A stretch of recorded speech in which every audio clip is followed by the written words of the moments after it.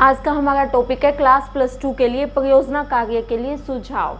सबसे पहली बात, परियोजना होती क्या है। परियोजना दो शब्दों से मिलकर बना है, प्रोजेक्ट प्लस वर्क। प्रोजेक्ट यानी कि योजना और वर्क कार्य प्रणाली। योजना को कार्य रूप देना परियोजना कहलाता है। योजना को कार्य रूप देना परियोजना कहलाता है। इसका लक्ष्य क्या होता है, मेन उद्देश्य क्या होता है, व्यवहारिक स्तर पर ज्ञान प्राप्त करना। मीन्स व्यवहार में किसी ज्ञान को आगे बढ़ाना, यानी कि रचनात्मक ज्ञान प्रदान करना, कुछ ना कुछ नया सीखने की कोशिश करना, वो परियोजना कार्य का मेन उद्देश्य होता है। ठीक है, इसके लिए हम देखो, अगर हम ये जानना चाहते हैं, कई बार ये मन करता है कि किस स्कूल के बच्चे अच्छा प्रदर्शन करते हैं, बॉयज़ स्कूल के, गर्ल्स स्कूल के या को एजुकेशन स्कूल के बच्चे अच्छा प्रदर्शन करते हैं। तो ये जानने के लिए हमें पहले प्रश्नावली बनानी पड़ती है। प्रश्नावली में हम कुछ भी बना सकते हैं कि उनका पढ़ाई में बेहतर प्रदर्शन है, बॉयज़ स्कूल वाले बच्चों का प्रदर्शन अच्छा है, या गर्ल्स स्कूल वाले बच्चों का प्रदर्शन अच्छा है, या को एजुकेशन के बच्चों का प्रदर्शन ज़्यादा अच्छा है। खेलों के मामले में भी हम यूँ ही जान सकते हैं कि कौन से बच्चों का ज़्यादा अच्छा प्रदर्शन है। और व्यवहार में भी कि व्यवहार में किस स्कूल के बच्चे अच्छे व्यवहार होते हैं, अच्छा व्यवहार करते हैं, हंसमुख होते हैं, मिलनसार होते हैं। ये सब जानने के लिए अलग अलग पद्धतियों का प्रयोग किया जाता है। पद्धतियाँ कोई भी हो सकती है, सर्वेक्षण हो सकती है, साक्षात्कार हो सकती है, प्रेक्षण हो सकती है। किसी भी पद्धति से इन क्वेश्चनों के आंसर जाने जा सकते हैं। ये कार्य सारा परियोजना कार्य के अंतर्गत आता है। सर्वेक्षण से हम पहले ये करेंगे, ये जानेंगे कि भी बालक स्कूल के बच्चों की और बालिका स्कूल के बच्चों के ऊपर ऑब्जर्वेशन करेंगे, उनको देखेंगे कि भी उनका किसका प्रदर्शन अच्छा है। इसके लिए हम ऐतिहासिक विधि का भी प्रयोग कर सकते हैं।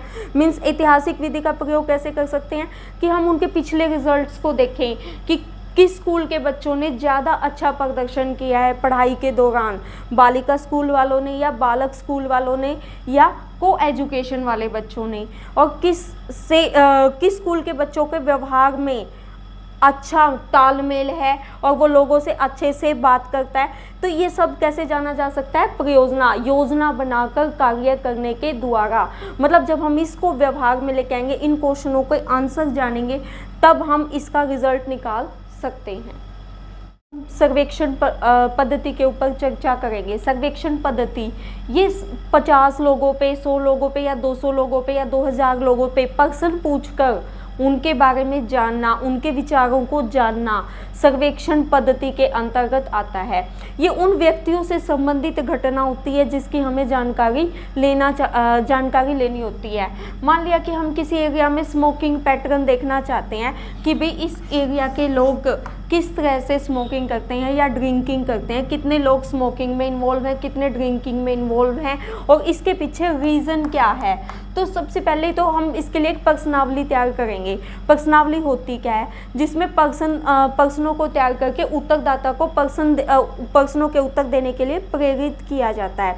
ये भी दो तरह की होती है, खुली प्रश्नावली, बंद प्रश्नावली। बंद प्रश्नावली वो होती है जिसमें उत्तर हाँ या ना में देने होते हैं, और खुली प्रश्नावली वो होती है जिसमें उत्तरदाता अपने विचारों को भी प्रकट कर सकता है।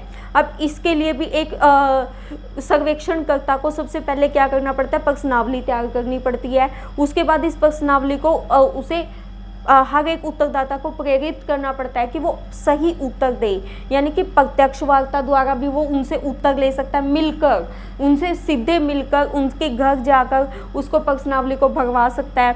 डाक द्वारा भी प्रश्नावली भेजी जा सकती है।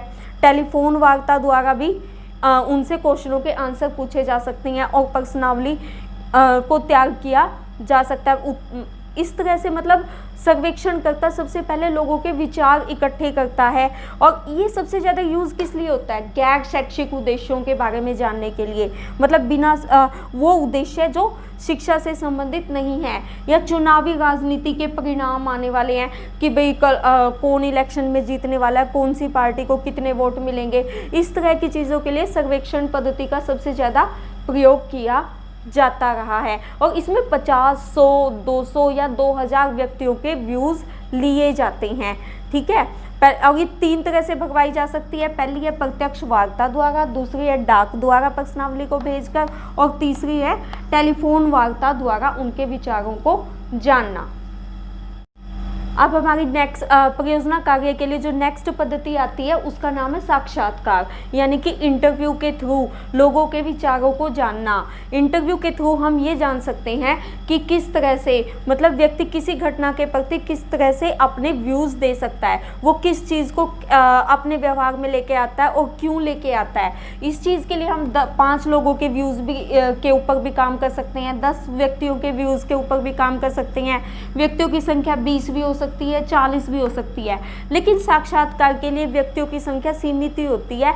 उन लोगों से हम अपनी तैयार की गई प्रश्नावली के थ्रू क्वेश्चंस पूछते हैं और उत्तरदाता को से तुरंत भी कोई क्वेश्चन पूछा जा सकता है, कोई भी मतलब घटना से संबंधित कोई क्वेश्चन तुरंत भी पूछा जा सकता है। यानी कि जैसे एक्सीडेंटल घटनाएं यहीं पर सबसे ज़्यादा क्यों होती है, हम सबसे ज़्यादा एक एक्सीडेंट प्रोन एरिया को ले लेते हैं और हम जानना चाहते हैं कि यहाँ पे ही एक्सीडेंट वाली घटनाएं सबसे ज़्यादा क्यों होती हैं।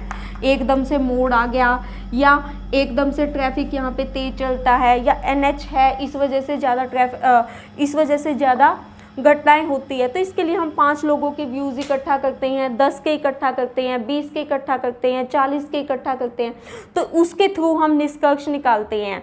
यानी कि प्रश्नावली को उन लोगों से एक प्रश्नावली तैयार कर ली जाती है और फिर लोगों से जाकर पर्सनली पूछा जाता है कि भाई यहाँ पे एक्सीडेंट होने का मेन कारण क्या है और उसके द्वारा उनके निष्कर्ष निकाले जाते हैं। परियोजना कार्य के लिए जो तीसरी पद्धति है वो अवलोकन पद्धति। इसको परीक्षण के नाम से भी जाना जाता है। अवलोकन यानी कि ऑब्जर्वेशन, यानी कि इसमें जो शोध करता है वो क्या करता है, सबसे पहले ये चेक करने की कोशिश करता है कि मतलब देखकर, अपनी प्रत्यक्ष आंखों के द्वारा देखकर घटना का विस्तृत विवरण तैयार करता है। अब वो घटना का विस्तृत विवरण किस तरह से तैयार करता है, उसके भी 3 तरीके। पहले तो सहभागी अवलोकन, ये 3 तरह का होता है। सहभागी अवलोकन, वो घटना के अंदर पूरी तरह से भाग लेता है। मीन्स जनजातियों में कौन सा खाना कैसे प्रसिद्ध है, क्या किस तरह का पहनावा है, मतलब वो वहाँ पे उस चीज़ में पूरी तरह से भाग लेता है और उसके बाद अवलोकन करता है और फिर उसके निष्कर्ष निकालता है। एक होता है अर्ध सहभागी, कुछ घटनाओं में कुछ चीज़ों में तो वो भाग लेता है और कुछ चीज़ों में वो बिल्कुल भी पार्टिसिपेशन नहीं करता और फिर निष्कर्ष निकालता है। तो ये अर्ध सहभागी अवलोकन के अंतर्गत आता है। एक वो दूर से ऑब्जर्व करता है घटना को और उसके बारे में उसमें कहीं भी उसका कोई पार्टिसिपेशन नहीं होता। जैसे कि कहीं पे एक्सीडेंट हो गया है और वो बाद में वहाँ पर पहुँचता है और बाद में एक्सीडेंट के कारणों को जानने की कोशिश करता है, तो वो असहभागी अवलोकन हुआ। मीन्स उसने तो वहाँ पे जो घटना हुई है उसके मतलब साक्ष्य देखे हैं, वहाँ पे हुई घटना को नहीं देखा। ये असहभागी अवलोकन के अंतर्गत आता है। सहभागी तो वो हो गया जिसमें शोधकर्ता खुद जाके भाग लेता है और कुछ घटनाओं में भाग ले तो अर्ध सहभागी, और बिल्कुल ही दूर रहे, उनसे दूर से साक्ष्य इकट्ठे करे तो उसको असहभागी अवलोकन के अंतर्गत लिया जाता है। अब नेक्स्ट हमारा टॉपिक है लघु शोध परियोजनाओं के लिए संभावित विषय कौन से होते हैं। मतलब छोटी छोटी जो शोध परियोजनाएं हैं वो किन विषयों पे की जा सकती है।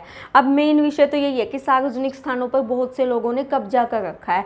सार्वजनिक स्थानों पर या तो लकड़ी के खोखे बनाए हुए हैं या छोटी छोटी चाय की दुकानें खोली हुई है या बेंच रख के चाय बना के बेच रही हैं या वहाँ पर खाना अवेलेबल करवा रहे हैं। इस तरह के कब्जों के ऊपर भी लघु शोध परियोजनाएं की जा सकती हैं, क्योंकि 10-15 या 10 व्यक्तियों के व्यूज़ ही जानने होते हैं तो वो ये इजीली हो सकता है। उसके बाद बेघर लोगों का कब्जा। अब बहुत सी जगह ऐसी है जिनके पास जगह ऐसी है जहाँ पे सार्वजनिक स्थान है लेकिन उन लोगों ने कब्जा कर रखा है जिनके पास कोई भी घर नहीं है। उन्होंने या तो झोपड़पट्टी बना रखी है या छोटे छोटे कमरे बना रखे हैं, रहने के लिए घर बना रखी है। ये भी तो लघु शोध परियोजना का एक भाग है। उसके बाद एक ये भी हो सकता है कि उच्च मध्यम और निर्धन लोगों के स्तर का अंतर करना, जैसे कि ये व्यक्ति उच्च वर्ग के अंतर्गत क्यों आते हैं, ये मध्यम वर्ग के अंतर्गत क्यों आते हैं, या तो इनके व्यवसाय में फ़र्क है या फिर इनके खाने पीने के या पीछे से जो इनको इंचेस्टर्स से जो मनी और वो लैंड मिली है उसके अकॉर्डिंग इनका डिफरेंस दिखाई देता है। यानी कि उच्च मध्यम और निर्धन वर्ग के लोगों में आय की इतनी असमानता क्यों है, कौन से तरीके हैं जो आय की असमानता को बढ़ाया जा सकता है, ये भी एक सामाजिक समस्या के अंतर्गत आता है। मीन्स सार्वजनिक स्थानों पर लोग किस तरह से यूज़ करते हैं और बेघर लोगों का कब्जा है तो उस कब्जे को कैसे हटाया जा सकता है, और उस सार्वजनिक स्थान को सब्जी के मंडी के तौर पे प्रयोग किया जा रहा है तो क्यों किया जा रहा है, या फिर किस वजह से उच्च मध्यम और निर्धन लोगों के स्तर में अंतर आ रहा है, उनकी आय में असमानता आ रही है। लघु शोध परियोजना के अंतर्गत ही हमारा एक टॉपिक हो आता है विभिन्न आयु समूहों की बदलती हुई आकांक्षाएं। आयु समूह यानी कि बच्चे से युवा, युवा से फिर बुढ़ापा, मतलब इन तीनों समूहों के बीच में लोगों की आकांक्षाओं में किस तरह से फ़र्क आता है, वो किन चीज़ों की डिमांड करने लग जाते हैं। एक व्यक्ति बूढ़ा होने के बाद वो किस तरह से अपने बच्चों से किस तरह की आकांक्षाएं रखता है, इनको भी लघु शोध परियोजना के अंतर्गत लिया जा सकता है, इन पे भी शोध किया जा सकता है। 10 से 20 लोगों के व्यूज़ जान के फिर उनके आधार पर निष्कर्ष निकालना, या एक स्पेशल एरिया के लोगों से साक्षात्कार करके उनकी इच्छाओं के बारे में जानना कि किस तरह का बिहेव की वो एक्सपेक्टेशन करते हैं और उनसे किस तरह का बिहेव वहाँ पर किया जा रहा है। तो ये भी लघु शोध परियोजना का मेन उद्देश्य हो सकता है। एक टॉपिक आता है एक वस्तु की आत्मकथा।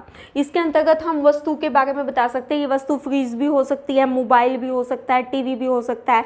हमने टीवी या मोबाइल या फ्रिज की घर में जहाँ से शुरुआत की, कहाँ से खरीदा, फिर उसका हम कितना यूज़ करते हैं, कितने टाइम तक हम टीवी देखते हैं, कौन कौन से प्रोग्राम्स देखते हैं, उन प्रोग्राम से हमें क्या प्रेरणा मिलती है और फिर उनसे हमारे फैमिली लाइफ पे किस प्रकार का फ़र्क पड़ता है, ये एक वस्तु की आत्मकथा, यानी कि हम उसके बारे में एक आदमी की आत्मकथा के तरह से लिख के ये लघु शोध परियोजना का उद्देश्य पूरा कर सकते हैं। एक आता है हमारे पास टॉपिक सार्वजनिक परिवहन।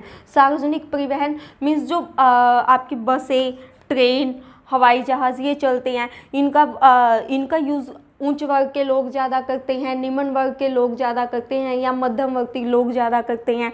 किस वजह से करते हैं, इनसे क्या फ़ायदे हैं, समाज को कौन कौन से फ़ायदे हैं, और किस तरह कितना पैसे का खर्च होता है और किस तरह से इस पैसे को बचाया जा सकता है। मीन्स सार्वजनिक परिवहन के विभिन्न उद्देश्य है, उनके लाभ और हानियों को भी जानना भी लघु शोध परियोजना का एक विषय हो सकता है। शोध परियोजना के अंतर्गत एक टॉपिक हमारा ये भी हो सकता है कि सामाजिक जीवन में संचार माध्यमों की क्या भूमिका है, यानी कि हम जो सुबह टीवी देखते हैं या रेडियो सुनते हैं उसका हमारे सामाजिक जीवन पर किस तरह से प्रभाव पड़ता है। घरेलू स्त्रियां जो सीरियल देखती हैं उनके घरेलू जीवन पे क्या प्रभाव पड़ता है, ये भी एक लघु शोध परियोजना का विषय हो सकता है। या घरेलू कलह में इन माध्यमों की क्या भूमिका है, इसको भी एक शोध के विषय के तौर पर लिया जा सकता है। या घर परिवार में कार्य करने वाले उपकरण और उन उपकरणों से घरेलू कार्य जल्दी निपटते हैं या लेट निपटते हैं, या उनका हमारे घरेलू कार्य में कितना रोल है, या उनके थ्रू हम किस तरह से अपनी जीविका को या जीवन को आसान बना सकते हैं, ये भी एक लघु शोध परियोजना का विषय हो सकता है। नेक्स्ट टॉपिक आता है इसके अंतर्गत परियोजना कार्य का आयोजन व संचालन कैसे किया जाए। देखो, परियोजना किसी कार्य को करने से पहले उसके लिए योजना बनाना, योजना बनाकर उसको कार्य रूप देना परियोजना कार्य का मेन लक्ष्य माना जाता है। अब कोई भी कार्य हम करते हैं उसके लिए हम सबसे पहले क्या करना पड़ता है, योजना बनानी पड़ती है कि इस कार्य में कितना धन लगेगा, कितना समय लगेगा, कौन कौन व्यक्ति काम करेंगे, किस तरह से हमने इसमें तथ्यों को इकट्ठा करना है। अगर कार्य को योजनाबद्ध तरीके से ना किया जाए तो पैसे और धन दोनों चीज़ों की बर्बादी होगी, क्योंकि अगर हमारे पास रिजल्ट्स ही सही नहीं निकलेंगे तो फिर उसमें जो पैसा लगा है या समय लगा है तो वो सारा बेकार हो जाएगा, समय और धन की बर्बादी होगी। इसलिए योजना बनाना तो बहुत ज़्यादा आवश्यक हो जाता है, यानी कि परियोजना कार्य के आयोजन के लिए योजना बनाना सबसे ज़्यादा आवश्यक होता है। इसके लिए योजना बनाकर लक्ष्यों को निर्धारित करना, समस्या का चुनाव करना, समस्या समाज के कौन से एरिया से उठाई गई है वो भी देखना, भी वो सामाजिक समस्या है, अगर उसका कोई निदान निकलता है तो उसके लिए उसका प्रयोग करना, तथ्यों का संकलन, फिर मतलब तथ्य कहाँ से इकट्ठे करने हैं, एक पूरे समाज के इकट्ठे करने आवश्यक हैं या कुछ लोगों के व्यूज़ से ही हमारा काम चल सकता है, ये तथ्यों के संकलन के अंतर्गत आता है। फिर इन तथ्यों को इकट्ठा करके इनका विश्लेषण किया जाता है और अलग अलग इनकी सारणी बनाई जाती है कि जिन लोगों ने हाँ कहा है हाँ, जिन्होंने ना कहा है, जिन्होंने हाँ या ना दोनों में से दोनों के लिए मना किया है, अपने व्यूज़ को न्यूट्रल रखा है, उनको अलग सारणी में रखा जाता है। इस तरह से फिर लास्ट में तथ्यों का प्रदर्शन किया जाता है और उनको अलग सारणी बनाकर रिजल्ट्स निकाले जाते हैं। परियोजना कार्य के अंतर्गत सबसे पहले प्लानिंग करते हुए हमारा मेन मुद्दा क्या होता है कि समस्या का चुनाव। समस्या का चुनाव हमें शोधकर्ता की रुचि के अनुसार करना चाहिए। मीन्स शोधकर्ता को ये पता होना चाहिए कि वो जिस विषय में ज़्यादा रुचि लेगा उसके ही निष्कर्ष ठीक निकलेंगे और वो उसी से संबंधित डाटा को अच्छे ढंग से कलेक्ट कर सकेगा। और जिस विषय का वो चुनाव कर रहा है या जिस समस्या का वो चुनाव कर रहा है उसके बारे में उसे पहले जानकारी होनी चाहिए। और उससे पहले भी अगर कोई उस तरह की परियोजना कार्य हो चुका है तो उसके बारे में, उसके रिजल्ट्स के बारे में शोधकर्ता को पता होना चाहिए, तभी तो वो सामाजिक समस्या को अच्छे ढंग से उठा के लोगों के सामने प्रदर्शित कर पाएगा और अपने आंकड़े इकट्ठा कर पाएगा। यानी कि सबसे पहली बात तो रुचि का विषय होना चाहिए शोधकर्ता की, दूसरा वो उद्देश्य की पूर्ति करता हो और तीसरा वो बजट के अंतर्गत हो, मतलब समय और धन दोनों चीज़ों में से कोई भी चीज़ व्यर्थ ना हो, इस तरह की समस्या का चुनाव किया जाना चाहिए। और एक स्पेशल एरिया लिया जाता है इसके लिए, क्योंकि हमें व्यूज़ जानने हैं लोगों के और उनसे डाटा कलेक्ट करना है। तो डाटा कलेक्ट करने के लिए हमें ये भी देखना पड़ता है कि हमारे पास कितना बजट है, तो उसी के अकॉर्डिंग ही प्लानिंग की जाती है। इस प्लानिंग के अंतर्गत ये भी पता होना चाहिए कि श्रम भी तो लगता है कि हमें यहाँ पे जाना पड़ेगा या टेलीफोन से हमें पूछना पड़ेगा या से, तो ये सारी चीजें इसमें मायने रखती हैं। समस्या के चुनाव के बाद हमारा नेक्स्ट पॉइंट आता है लक्ष्य का निर्धारण। लक्ष्य जो है वो सुस्पष्ट होना चाहिए और समाज के लिए उपयोगी होना चाहिए और मतलब इस तरह से लक्ष्य का निर्धारण करना है। उस सामाजिक समस्या को ही हमने अपनी परियोजना कार्य के लिए चुनना होता है जो सही लक्ष्य को उल्लेखित करता हो, यानी कि सुस्पष्ट लक्ष्य के बारे में बताता हो, यानी कि निष्कर्ष जो उससे निकले वो समाज के लिए उपयोगी हों। उसी तरह के परियोजना कार्य समाज के लिए फायदेमंद होता है। सर्वेक्षण का संगठन, मीन्स सर्वेक्षण का संगठन यानी कि उन व्यक्तियों को निश्चित करना कि भाई ये जाके डाटा कलेक्ट करेगा, ये इस एरिया में जाके डाटा कलेक्ट करेगा। मीन्स हम एरिया से डाटा कलेक्ट करना है तो संगठन यानी कि प्रमुख निर्देशक और उसके बाद उसके अंतर्गत असिस्टेंट निर्देशक, इस तरह से व्यक्तियों को हायर करना पड़ता है जो सर्वेक्षण के संगठन के अंतर्गत आता है। यानी कि किसी भी योजना को करने के लिए दो या दो से अधिक व्यक्तियों की आवश्यकता पड़ती है, तो उसके लिए संगठन निर्धारित करना पड़ता है। इसके अंतर्गत आते हैं सर्वेक्षण निर्देशक, प्रमुख निर्देशक, ठीक है। इस तरह से इनका काम क्या होता है कि सर्वेक्षण कार्य में सुगमता लाना, एकरूपता लाना। सुगमता, एकरूपता मीन्स उनके द्वारा किया गया डाटा एक जैसा हो, मिलता जुलता हो, तभी तो रिजल्ट्स सही निकलेंगे। और वो मतलब विशेषज्ञ होनी चाहिए और काम मतलब डाटा इकट्ठा करते हुए वो अपने व्यूज़ को, लोगों के व्यूज़ को यूं का यूं प्रेजेंट करें, ठीक है। इससे ही तो रिजल्ट अच्छे निकलेंगे और सही निकलेंगे। नेक्स्ट पॉइंट आता है हमारा अध्ययन क्षेत्र को परिसीमित करना। मीन्स जब हम परियोजना कार्य का संचालन कर रहे हैं तो प्लानिंग के अंतर्गत ये भी एक आता है कि भाई हमें एक स्पेशल एरिया को ही वहाँ पे लेना है और उसकी सीमाएं निश्चित कर लेनी है कि भाई इस क्षेत्र के लोगों से ही हमें जाके क्वेश्चन पूछने हैं। यानी कि ये सर्वे मेथड के थ्रू भी हो सकता है। मान लिया किसी एरिया में 1000 लोग रहते हैं, अब 1000 लोग रहते हैं तो हमें सिर्फ 100 लोगों के व्यूज़ जानने हैं, तो 100 लोगों के भी हमें उन लोगों के व्यूज़ जानने हैं। मतलब हर एक गली से हमें लोगों को उठाना है जो उनको भरने के लिए तैयार हो जाए, उस प्रश्नावली को या अनुसूची को भरने के लिए तैयार हो जाए। यानी कि हमें अध्ययन क्षेत्र को परिसीमित करना है, सीमाएं निर्धारित करना, और वहाँ पे जो संगठन करता है, संगठन के लोग हैं, उनसे मिलकर ये पूछना है कि भाई क्या वो इस कार्य को करने में सक्षम है। उस एरिया को लेना है जो आसानी से लोग जहाँ पर अवेलेबल हो जाए, ताकि परियोजना कार्य की रूपरेखा अच्छे से बनाई जा सके। नेक्स्ट आता है हमारा इसके अंतर्गत प्रारंभिक तैयारियाँ। प्रारंभिक तैयारियों में क्या क्या आता है, धन का और समय मतलब किस टाइम पे लोग घरों में मिलेंगे। हो सकता है अगर हम सुबह के समय उनसे कुछ प्रश्नावली भरवाने जाए तो वो सुबह के टाइम पे अवेलेबल ना हो, तो हमें दोबारा जाना पड़े। उससे बड़े मतलब पहले ही तैयारी करके जाना, ताकि ना समय की बर्बादी हो ना धन की बर्बादी हो, तभी तो परियोजना कार्य को ढंग से आयोजित किया जा सकेगा। उसके बाद सैंपल का चुनाव। अब हमने मान लिया कि कुछ एरिया को हमने ले लिया, उसमें से वहाँ पे 1000 लोग रहते हैं, 100 लोगों के हमने व्यूज़ लेने हैं सर्वे के दौरान, ठीक है।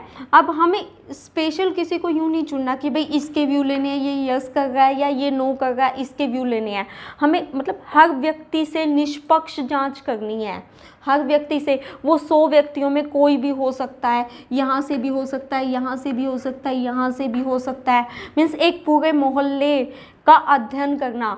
1000 व्यक्तियों के व्यूज़ माने जाएंगे, वो 100 व्यक्तियों के व्यूज़, तभी तो हमारी परियोजना कार्य सक्सेसफुल होगी, जब हम निष्पक्ष उनसे व्यूज़ लेके फिर निष्कर्ष निकालेंगे, ठीक है। इसलिए सैंपल का चुनाव करते समय भी बहुत ज़्यादा सावधानी बरतनी पड़ती है।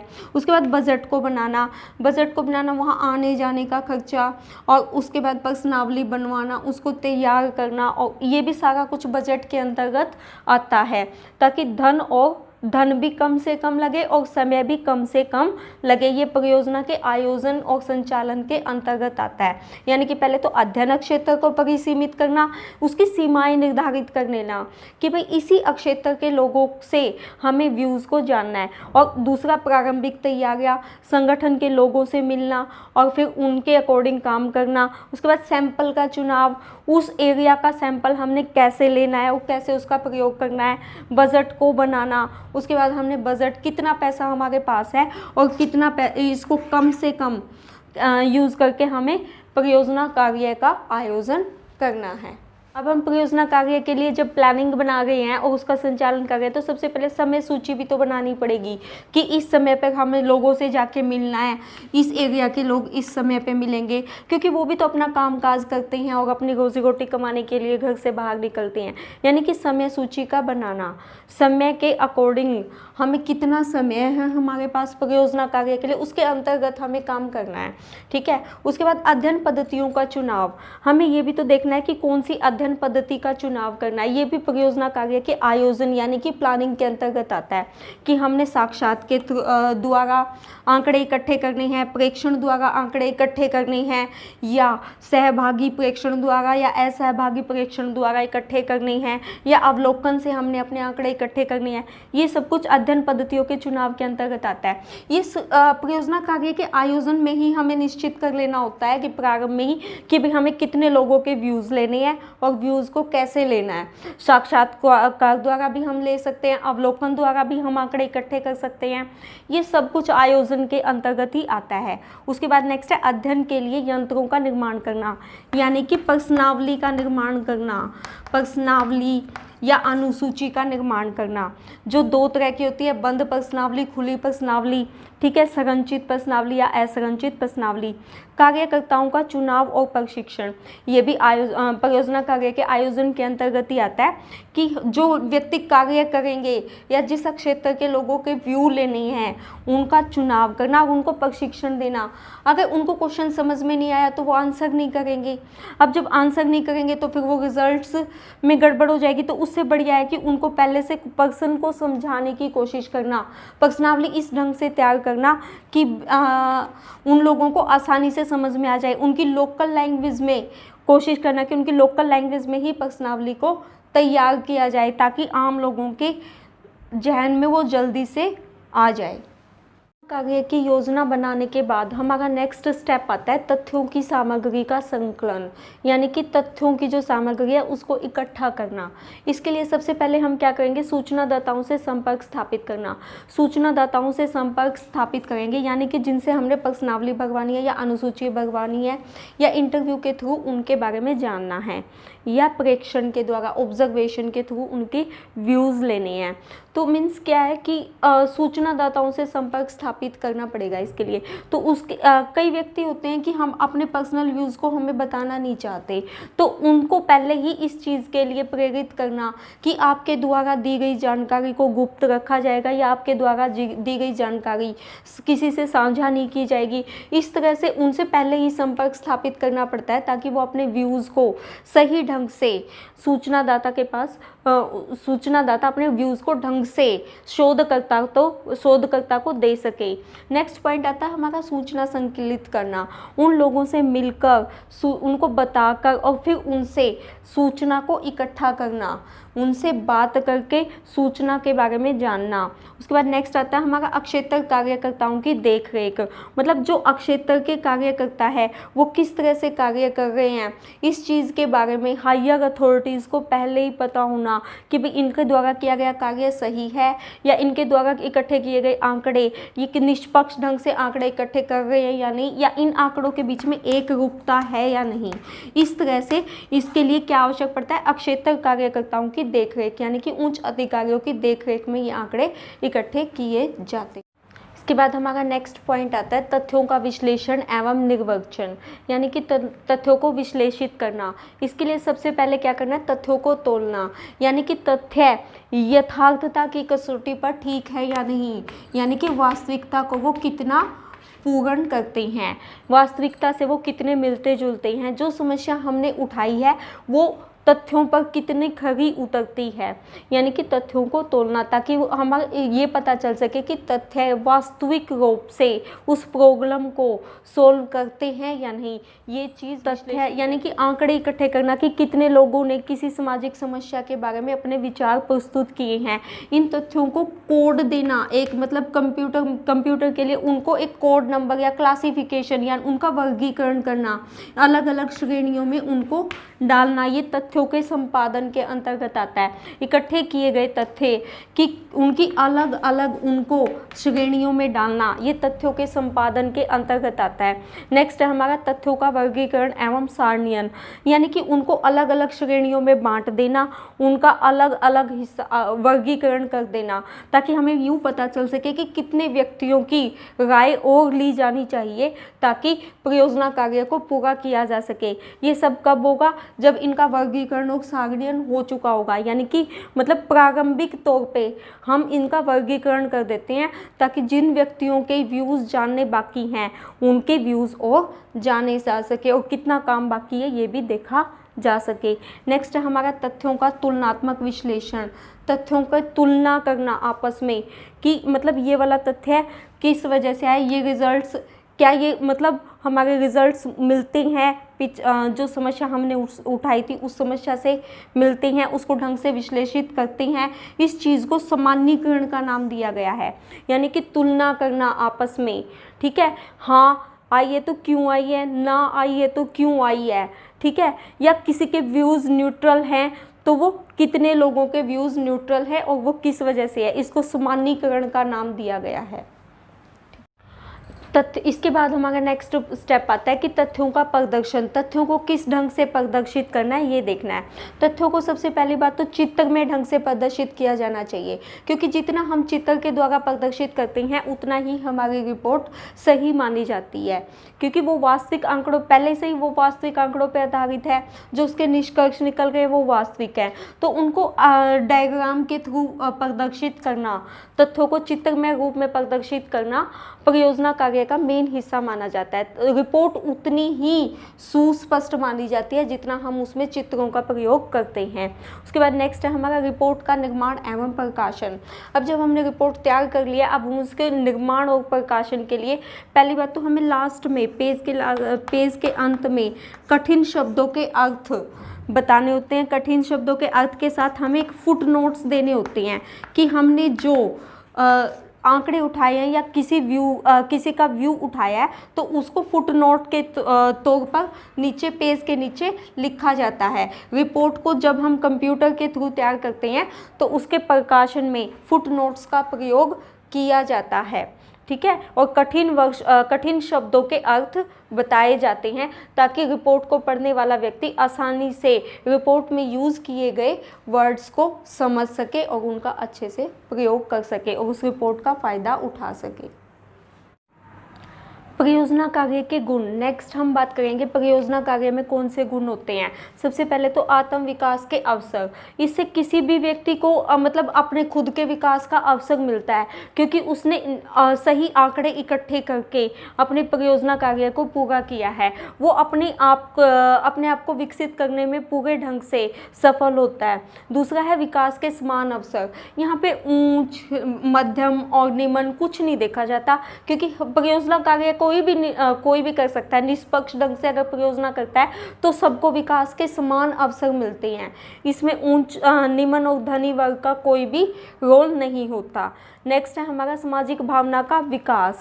इससे हम लोगों से मिलते जुलते हैं, आपस में बात करते हैं तो समाज में सामाजिक भावना का विकास होता है। समाज में हमें लोगों से मेल जोल बढ़ाते हैं जिससे समाज में फैली हुई समस्याओं का पता चलता है और सामाजिक भावना का विकास होता है।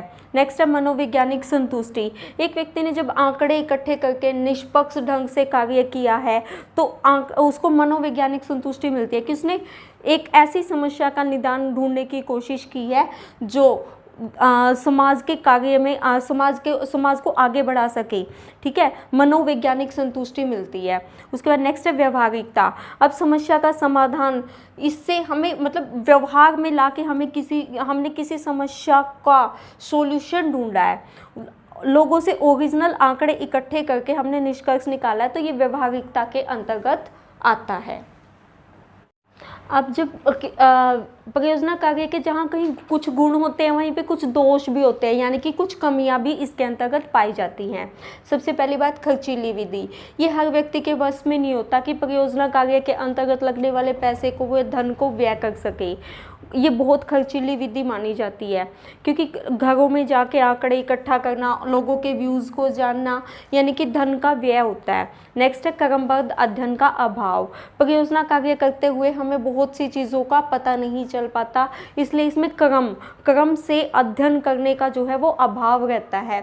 हम समस्या से संबंधित तो अध्ययन कर लेते हैं लेकिन वो एक ही समस्या तो समाज का हिस्सा नहीं है, काफ़ी सारी समस्याएं और खड़ी होती हैं, तो क्रमबद्ध अध्ययन की कहीं ना कहीं इसके अंतर्गत कमी रही। आंकड़े इकट्ठे करते समय आने वाली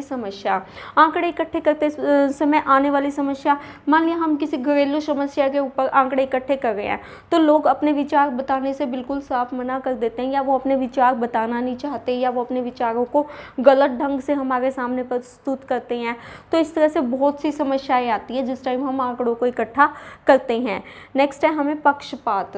हमें आंकड़े तो निष्पक्ष तौर पे इकट्ठे करने होते हैं लेकिन कहीं ना कहीं लोग अपनी बातों को नहीं बताते या समस्या को हमारे सामने प्रस्तुत नहीं करते, तो पक्षपात इसमें कहीं ना कहीं बना रहता है। अब मैं आपसे उम्मीद करती हूँ कि मेरे द्वारा पढ़ाया गया चैप्टर आपको अच्छे से समझ में आया होगा। धन्यवाद।